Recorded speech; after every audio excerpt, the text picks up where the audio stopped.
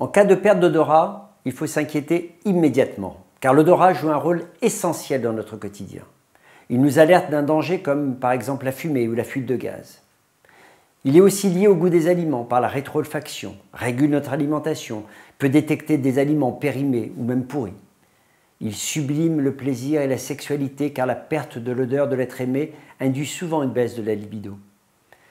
L'existence de bases anatomiques communes entre le système olfactif et le cerveau émotionnel explique les conséquences psychologiques de la perte d'odorat, médicalement appelée anosmie.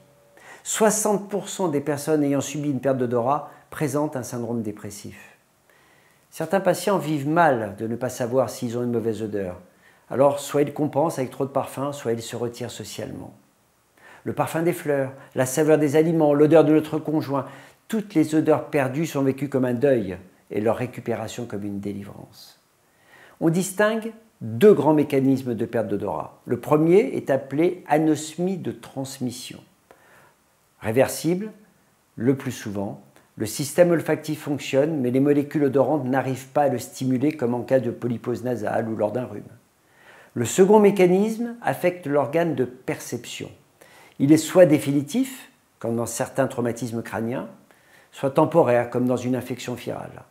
Il peut être aussi dû à une exposition professionnelle à des produits toxiques ou à une tumeur du bulbe olfactif. Enfin, n'oublions pas qu'une perte d'odorat peut aussi être le signe d'accident vasculaire cérébral ou d'une maladie d'Alzheimer à un stade très précoce. Au niveau thérapeutique, les traitements sont malheureusement limités. La corticothérapie orale à forte dose est limitée dans le temps et le traitement de première intention de l'anosmie.